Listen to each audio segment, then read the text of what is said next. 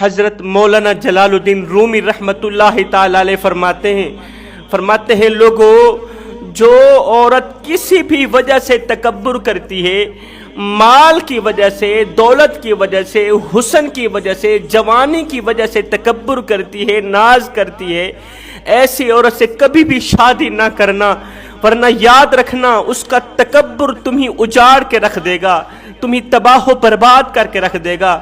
کیونکہ جو عورت اپنے شوہر کے سامنے اپنے حسن پر ناز کرتی ہے، دولت پر گھمنڈ کرتی ہے، تکبر کرتی ہے، ایسی عورت پر ہر وقت اللہ تعالیٰ کی لعنت برستی رہتی ہے، اللہ تعالیٰ کے غضب کا نشانہ بنتی ہے ایسی عورت۔ جب تم اس کے ساتھ منسلک رہو گے، اس عورت کے ساتھ وابستہ رہو گے، تو تم بھی اللہ کی لعنت کے مستحق بن جاؤ گے۔ تکبر کس چیز کا نام ہے؟ لوگوں کو حقیر جاننے کا نام تکبر ہے۔ تکبر ایسی بلا ہے جو انسان کے اندر سے ایمان کو جڑ سے ختم کر دیتا ہے۔ میرے نبی نے فرمایا تکبر نیکیوں کو اس طرح کھاتا ہے جس طرح آگ لکڑیوں کو کھاتی ہے۔ جوانوں آؤ میں تمہیں ایک عبرت ناک واقعہ سناتا ہوں۔ بنی اسرائیل کا ایک نوجوان تھا جو لوگوں کے مقدر پڑھا کرتا تھا۔ اللہ نے اسے اپنی مخلوق کی خدمت میں لگا رکھا تھا، مخلوق کی نوکری میں لگا رکھا تھا۔ اس کے دربار میں عورتوں مردوں کا مجمع رہتا تھا، ہجوم رہتا تھا۔ وہ ساری رات سارا دن سونے کے بجائے لوگوں کی خدمت میں مشغول رہتا تھا۔ جو کوئی بھی اس کے پاس آتا اس کی پیشانی دیکھ کے اس کے ماضی اور مستقبل کے حال سے اسے آگاہ کر دیتا تھا۔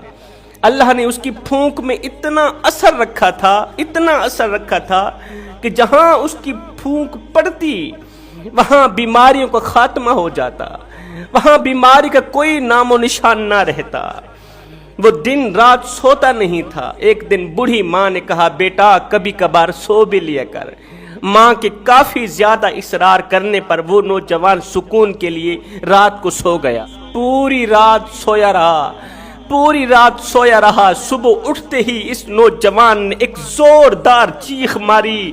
چیخ کے سنتے ہی ماں دوڑتی ہوئی آئی، دیکھا بیٹے کا سر سجدے میں ہے، زاروں قطار رو رہا ہے۔ بیٹے کا سر سجدے میں ہے، پیشانی سجدے میں، بیٹا زاروں قطار روتا چلا جا رہا ہے۔ ماں نے اپنے بیٹے کا سر سجدے سے اٹھایا، رونے کی وجہ پوچھی، اس قدر چلانے کی وجہ پوچھی تو کہا ماں تجھے کیا بتاؤں، جب انسانیت کی خدمت میں مصروف بیٹھے بیٹھے میں تھک جاتا تھا، جب میں اللہ کی مخلوق کی خدمت میں مصروف بیٹھے بیٹھے تھک جاتا تھا تو درد سے جب آہ نکلتی تو ادھر سے آہ نکلتی ادھر سے آواز آتی میرے بندے تیرا کیا حال ہے؟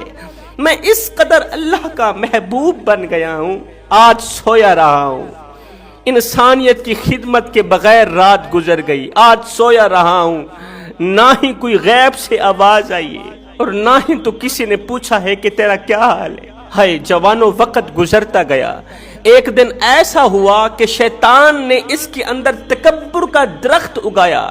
یہ سوچنے لگا کہ میں کتنا بڑا انسان ہوں، عورتیں مرد میرے دروازے پر چل کر آتے ہیں اور مجھے کسی دروازے پر جانے کی ضرورت نہیں پڑتی۔ کیا تم جانتے ہو تکبر انسان کو اس طرح کھاتا ہے جس طرح آگ لکڑیوں کو کھاتی ہے۔ تکبر نے اس کی نیکیوں کو کھانا شروع کر دیا، مخلوق کی خدمت کو کھانا شروع کر دیا۔ ایک دن ایک حسن کی ملکہ شہزادی اس کے دربار میں حاضر ہوئی۔ اللہ نے اسے بڑے ہی حسن سے نواز رکھا تھا۔ وہ خوبصورت لڑکی اس کے سامنے آ کے بیٹھ گئی۔ اس نوجوان نے دیکھا کہ اس لڑکی نے اپنے چہرے پر پردہ کیا ہوا تھا، پردے سے اپنے چہرے کو لپیٹا ہوا تھا۔ کہا میں اپنے اس مسئلے کے لیے تمہارے ہاں حاضر ہوئی ہوں۔ نوجوان نے کہا تمہارا مقدر پڑھنا پڑے گا، مسئلہ حل کرنے کے لیے تمہارا مقدر پڑھنا پڑے گا، مقدر پڑھنے کے لیے پیشانی سے کپڑا ہٹانا پڑے گا۔ ہائے اس خوبصورت لڑکی نے جیسے ہی پیشانی سے کپڑا ہٹایا، راہب نوجوان کی آنکھیں دنگ کی دنگ رہ گئیں۔ ایک دم شیطان نے اس کی آنکھوں پر غفلت کے پردے چڑھا دیے۔ سوچنے لگا کہ جس کی پیشانی اتنی خوبصورت ہے اس کا چہرہ کتنا خوبصورت ہوگا۔ اس کا وجود کتنا خوبصورت ہوگا، اس کی زندگی کتنی خوبصورت ہوگی، دیکھتے ہی دیکھتے اس کے حسن پر فریفتہ ہو بیٹھا، اس کے حسن و جمال پر فریفتہ ہو گیا۔ اسے دیکھتے ہی دیکھتے گھنٹہ گزر گیا، 2 گھنٹے گزر گئے۔ یہ نوجوان عبادت گزار کہنے لگا، یا اللہ، میں نے اپنی ساری زندگی تیری انسانیت کی خدمت میں گزار دی، میں نے تجھ سے کبھی کچھ نہیں مانگا، تیری مخلوق کی خدمت میں ساری زندگی گزاری، کبھی بھی تجھ سے کچھ نہیں مانگا، آج میری خالی جھولی بھر دے، آج میرے مانگنے کا وقت آ گیا ہے، میری خالی جھولی بھرنے کا وقت آ گیا ہے، آج مجھے ان تمام خدمات کی جزا دینے کا وقت آ گیا ہے۔ مالک، آج مجھے مایوس مت کرنا، پچھلے 2 سال کی خدمت کا اجر مجھے اسی خوبصورت لڑکی کا ساتھ ہی دے دے، پچھلے 2 سال کی خدمت کا اجر میں یہ مانگتا ہوں کہ میری اسی خوبصورت لڑکی سے شادی کرا دے، اس خوبصورت لڑکی کا ساتھ میرے نصیب میں لکھ دے، اسے میرے مقدر میں لکھ دے، میں اسے ہر حال میں حاصل کرنا چاہتا ہوں، کیونکہ اس کی محبت میرے دل میں بیٹھ گئی ہے۔ رحمان کی طرف سے آواز آئی، اے بندے، اس سے کہیں زیادہ خوبصورت جنت کی حورین تیری منتظر بیٹھی ہیں، لیکن شیطان نے کہا، نہیں نہیں، یہی تو وہ جنت کی حور ہے جو چل کر خود تیری خدمت میں حاضر ہوئی، جو چل کر خود تیرے پاس آئی، یہی تو جنت کی حور ہے۔ آخر کار شیطان نے اسے اپنے پھندے میں لے ہی لیا۔ شیطان انسان کا کھلا دشمن ہے، دشمن نے اسے اپنے پھندے میں لے ہی لیا۔ لڑکی سے رشتہ طے ہو گیا، لیکن لڑکی کے گھر والوں نے کہا کہ اس کے لیے ایک شرط ہے، وہ شرط یہ ہے کہ ہمارا دستور ہے، رواج ہے کہ دولہا اس وقت تک دلہن کے پاس نہیں جاتا جب تک سور کا گوشت نہیں کھا لیتا، اس وقت تک وہ سہاگ رات نہیں منا سکتا۔ اس نے کہا، مجھے منظور ہے، میں کھا لوں گا گوشت۔ دل ہی دل میں سوچنے لگا، کوئی بات نہیں، کھا لیتا ہوں، یہاں مجھے کون ہے کوئی دیکھنے والا، سور کا گوشت کھاتے ہوئے مجھے کون دیکھے گا، صبح عبادت خانے جا کر توبہ کر لوں گا، عبادت خانے جا کر نماز پڑھ لوں گا، توبہ کر لوں گا، پھر وہی اللہ اللہ۔ اس نے سور کا گوشت کھا لیا۔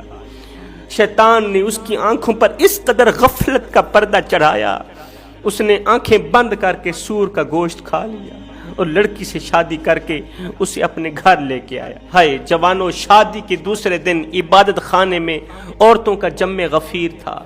سور کے گوشت نے اس کی آنکھوں کو حیا سے خالی کر دیا، آنکھوں میں سے شرم و حیا کا جنازہ نکل گیا۔ ہر دکھنے والی عورت اسے بیوی نظر آنے لگی۔